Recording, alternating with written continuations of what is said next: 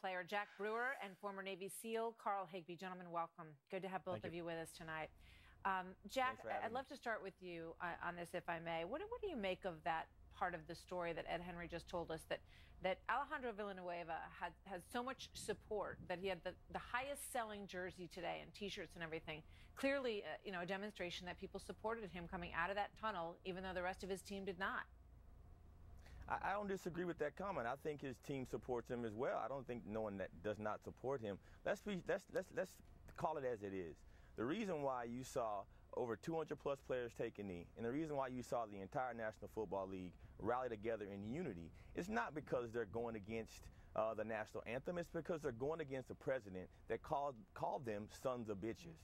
Let's be direct and let's take it on as it is. Let's not make this into a different issue. The National Football League and its players supports our veterans. We support the military and law enforcement officers. We support those individuals through, whether it's through our charity work, whether it's through our relief work, through our community service. If there's ever a crisis in America, the National Football League and its players are the first ones to step up to the plate and rally behind this country. And we cannot continue to have the divisive rhetoric and just really changing the whole narrative of the story. And that's just not what happened. So you're saying it's become more about President Trump than it has about the initial reason that Colin Kaepernick took a knee in the first place and started this whole thing. So has it migrated from being about police brutality to now being something against President Trump?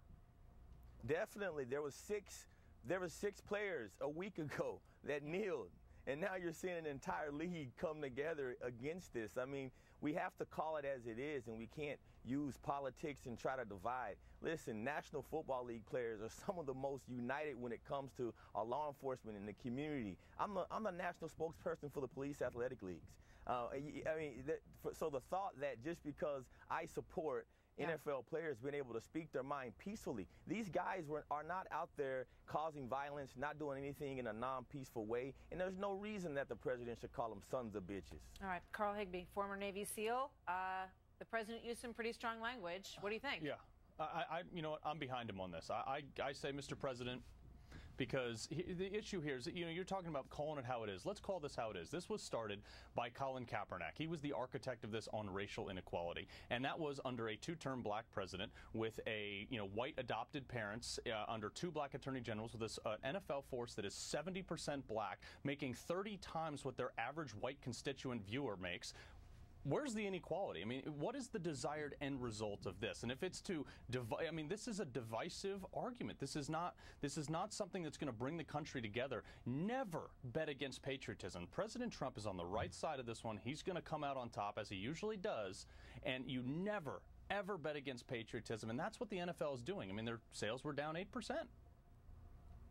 Mr. Brewer? I appreciate that perspective, but you cannot. You have to call the facts as they are. There were six players last week. There were 6 players last week that protested and took a knee.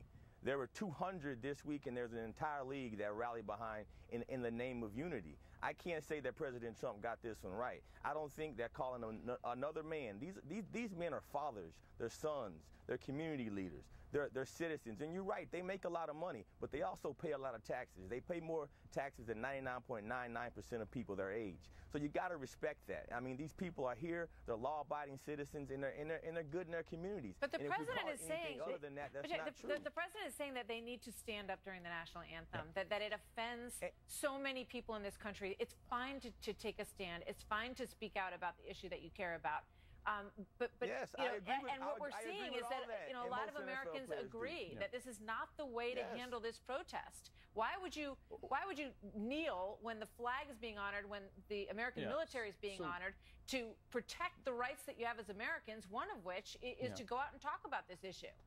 Yeah, I mean, Martha, I don't think everybody, the vast majority of the National Football League players are not kneeling during the national anthem. Let's call it as it is. Most of the National Football League players, they're standing up and they're locking arms in unity. There are some players that choose to peacefully protest, and that's their right as an American, whether you or I agree with it or not. I've never taken a knee during the national anthem, but I support these guys speaking their mind if they feel that that's the way that they want to do it. And it's America. Carl, it's their choice. Yeah.